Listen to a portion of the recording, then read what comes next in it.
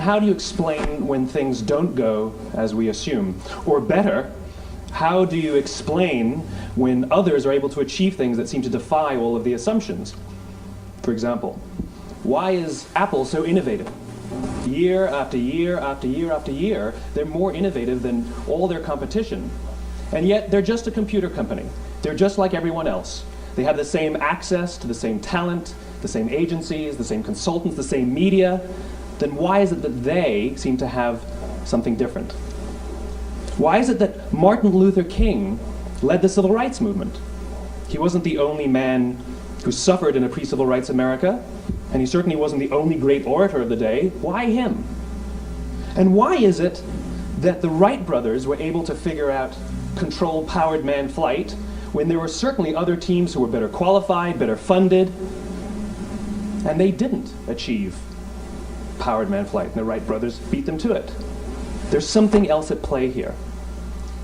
About 3.5 years ago, I made a discovery. And this discovery profoundly changed my view on how I thought the world worked, and it even profoundly changed the way in which I operate in it. As it turns out, there's a pattern. As it turns out, all the great and inspiring leaders and organizations in the world, whether it's Apple or Martin Luther King or the Wright brothers, they all think, act, and communicate the exact same way, and it's the complete opposite to everyone else.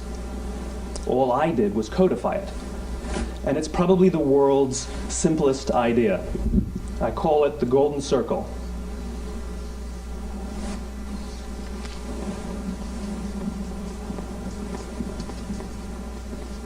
Why, how, what? This little idea explains why some organizations and some leaders are able to inspire where others aren't. Let me define the terms really quickly.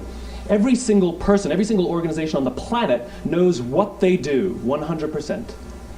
Some know how they do it, whether you call it your differentiating value proposition or your proprietary process or your USP. But very, very few people or organizations know why they do what they do. And by why, I don't mean to make a profit. That's a result. It's always a result. By why, I mean what's your purpose? What's your cause? What's your belief? Why does your organization exist? Why do you get out of bed in the morning? And why should anyone care? Well, as a result, the way we think, the way we act, the way we communicate is from the outside in. It's obvious. We go from the clearest thing to the fuzziest thing. But the inspired leaders and the inspired organizations, regardless of their size, regardless of their industry, all think, act, and communicate from the inside out. Let me give you an example. I use Apple because they're easy to understand and everybody gets it. If Apple were like everyone else, a marketing message from them might sound like this. We make great computers. They're beautifully designed, simple to use, and user-friendly. Want to buy one? Meh. And that's how most of us communicate. That's how most marketing is done, that's how most sales is done, and that's how most of us communicate interpersonally. We say what we do, we say how we're different or how we better, and we expect some sort of behavior, a purchase, a vote, something like that. Here's our new law firm. We have the best lawyers with the biggest clients. We have, we always perform for our clients, do business with us. Here's our new car. It gets great gas mileage. It has, leather seats. Buy our car. But it's uninspiring. Here's how Apple actually communicates. Everything we do, we believe in challenging the status quo. We believe in thinking differently. The way we challenge the status quo is by making our products beautifully designed, simple to use, and user-friendly. We just happen to make great computers. Want to buy one? Totally different, right? You're ready to buy a computer from me. All I did was reverse the order of the information. What it proves to us is that people don't buy what you do, people buy why you do it. People don't buy what you do, they buy why you do it. This explains why every single person in this room is perfectly comfortable buying a computer from Apple. But we're also perfectly comfortable buying an MP3 player from Apple, or a phone from Apple, or a DVR from Apple. But as I said before, Apple's just a computer company. There's nothing that distinguishes them structurally from any of their competitors. Their competitors are all equally qualified to make all of these products. In fact, they tried. A few years ago, Gateway came out with flat-screen TVs. They're eminently qualified to make flat-screen TVs. They've been making flat-screen monitors for years. Nobody bought one.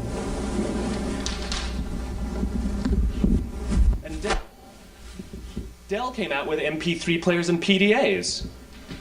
And they make great quality products, and they can make perfectly well-designed products, and nobody bought one. In fact, talking about it now, we can't even imagine buying an MP3 player from Dell. Why would you buy an MP3 player from a computer company? But we do it every day. People don't buy what you do, they buy why you do it. The goal is not to do business with everybody who needs what you have. The goal is to do business with people who believe what you believe. Here's the best part. None of what I'm telling you is my opinion. It's all grounded in the tenets of biology, not psychology, biology. If you look at a cross-section of the human brain, looking from the top down, what you see is the human brain is actually broken into three major components that correlate perfectly with the golden circle. Our newest brain, our Homo sapien brain, our neocortex, corresponds with the what level. The neocortex is responsible for all of our rational and analytical thought and language. The middle two sections make up our limbic brains, and our limbic brains are responsible for all of our feelings, like trust and loyalty. It's also responsible for all human behavior, all decision-making, and it has no capacity for language. In other words, when we communicate from the outside in, yes, people can understand vast amounts of complicated information like features and benefits and facts and figures. It just doesn't drive behavior. When we communicate from the inside out, we're talking directly to the part of the brain that controls behavior, and then we allow people to rationalize it with the tangible things we say and do. This is where gut decisions come from. You know, sometimes you can give somebody all the facts and your figures, and they say, I know what all the facts and details say, but it just doesn't feel right. Why would we use that verb? It doesn't feel right. Because the part of the brain that controls decision-making doesn't control language. And the best we can muster up is, I don't know, it just doesn't feel right. Or sometimes you say you're leading with your heart, or you're leading with your soul. Well, I hate to break it to you, those aren't other body parts controlling your behavior. It's all happening here in your limbic brain, the part of the brain that controls decision-making and not language.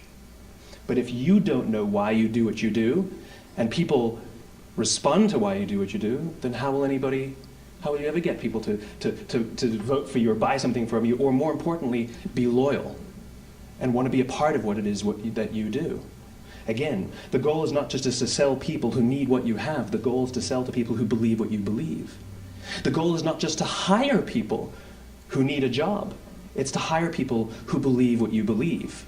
I always say that, you know, if you hire people just because they can do a job, they'll work for your money. But if you hire people who believe what you believe, they work for you with blood and sweat and tears. And nowhere else is there a better example of this than with the Wright brothers.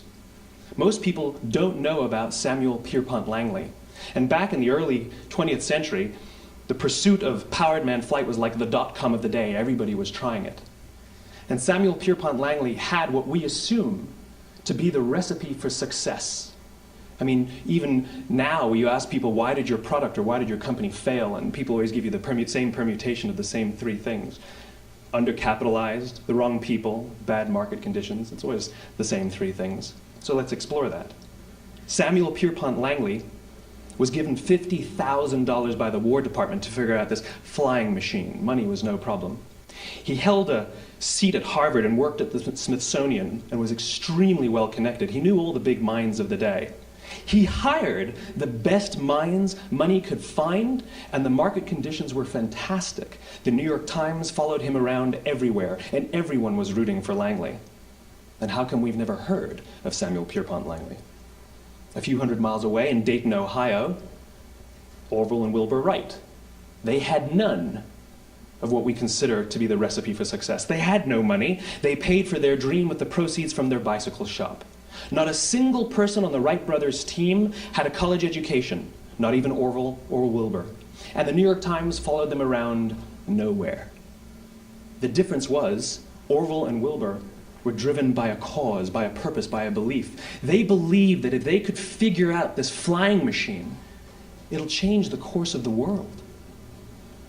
Samuel Pierpont Langley was different. He wanted to be rich, and he wanted to be famous. He was in pursuit of the result. He was in pursuit of the riches. And lo and behold, look what happened. The people who believed in the Wright brothers' dream worked with them with blood and sweat and tears. The others just worked for the paycheck. And they tell stories of how every time the Wright brothers went out, they would have to take 5 sets of parts because that's how many times they would crash before they came in for supper. And eventually, on December 17th, 1903, the Wright brothers took flight. And no one was there to even experience it. We found out about it a few days later. And further proof that Langley was motivated by the wrong thing, the day the Wright brothers took flight, he quit. He could have said, "That's an amazing discovery, guys, and I will improve upon your technology." But he didn't. He wasn't first, he didn't get rich, he didn't get famous, so he quit. People don't buy what you do, they buy why you do it. And if you talk about what you believe, you will attract those who believe what you believe. Well, why is it important to attract those who believe what you believe? Something called the law of diffusion of innovation. And if you don't know the law, you definitely know the terminology. The first 2.5% of our population are our innovators. The next 13.5% of our population are our early adopters. The next 34% are your early majority, your late majority, and your laggards. The only reason these people buy touch-tone phones is because you can't buy rotary phones anymore. We all sit at various places at various times on the scale, but what the law of diffusion of innovation tells us is that if you want mass market success or mass market acceptance of an idea, you cannot have it until you achieve this tipping point between 15 and 18% market penetration, and then the system tips. And I love asking businesses, what's your conversion on new business? And they love to tell you, oh, it's about 10%, proudly. Well, you can trip over 10% of the customers. We all have about 10% who just get it. That's how we describe them, right? That's like that gut feeling, oh, they just get it. The problem is, how do you find the ones that just get it before you're doing business with them versus the ones who don't get it? So it's this here, this little gap, that you have to close, as Geoffrey Moore calls it, crossing the chasm. Because you see, the early majority will not try something until someone else has tried it first. And these guys, the innovators and the early adopters, they're comfortable making those gut decisions. They're more comfortable making those intuitive decisions that are driven by what they believe about the world and not just what product is available. These are the people who stood online for 6 hours to buy an iPhone when they first came out, when you could have just walked into the store the next week and bought one off the shelf. These are the people who spent $40,000 on flat-screen TVs when they first came out, even though the technology was substandard. And by the way, they didn't do it because the technology was so great. They did it for themselves. It's because they wanted to be first. People don't buy what you do, they buy why you do it. And what you do simply proves what you believe. In fact, people will do the things that prove what they believe. The reason that person bought the iPhone in the first 6 hours, or stood in line for 6 hours, was because of what they believed about the world and how they wanted everybody to see them. They were first. People don't buy what you do, they buy why you do it. So let me give you a famous example, a famous failure and a famous success of the law of diffusion of innovation. First, the famous failure. It's a commercial example. As we said before a second ago, the recipe for success is money and the right people and the right marketing conditions, right? You should have success then. Look at TiVo.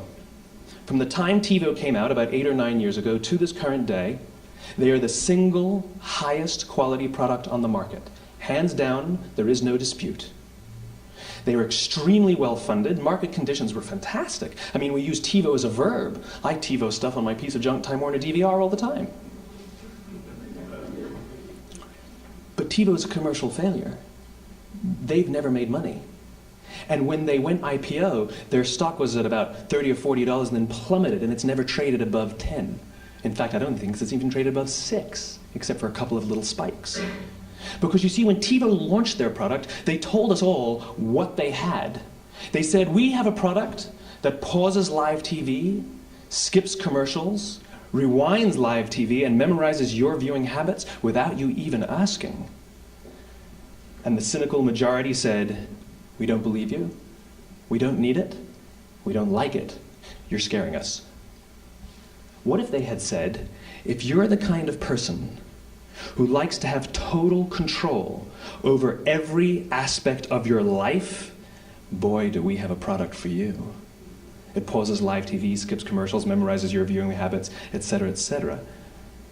People don't buy what you do, they buy why you do it, and what you do simply serves as the proof of what you believe. Now let me give you a successful example of the law of diffusion of innovation. In the summer of 1963, 250,000 people showed up on the Mall in Washington to hear Dr. King speak. They sent out no invitations, and there was no website to check the date. How do you do that? Well, Dr. King wasn't the only man in America who was a great orator. He wasn't the only man in America who suffered in a pre-civil rights America. In fact, some of his ideas were bad. But he had a gift. He didn't go around telling people what needed to change in America. He went around and told people what he believed. I believe, I believe, I believe, he told people. And people who believed what he believed took his cause and they made it their own, and they told people. And some of those people created structures to get the word out to even more people. And lo and behold, 250,000 people showed up on the right day, on the right time to hear him speak. How many of them showed up for him? 0. They showed up for themselves. It's what they believed about America that got them to travel on a bus for 8 hours to stand in the sun in Washington in the middle of August. It's what they believed, and it wasn't about black versus white. 25% of the audience was white. Dr. King believed that there were 2 types of laws in this world, those that are made by a higher authority and those that are made by man. And not until all the laws that are made by man are consistent with the laws that are made by the higher authority will we live in a just world. It just so happens that the civil rights movement was the perfect thing to help him bring his cause to life. We followed him not for him, but for ourselves. And by the way, he gave the I have a dream speech, not the I have a plan speech. Listen to politicians now with their comprehensive 12-point plans. They're not inspiring anybody. Because there are leaders and there are those who lead. Leaders hold a position of power or authority, but those who lead inspire us. Whether they're individuals or organizations, we follow those who lead, not because we have to, but because we want to. We follow those who lead, not for them, but for ourselves. And it's those who start with why that have the ability to inspire those around them or find others who inspire them. Thank you very much.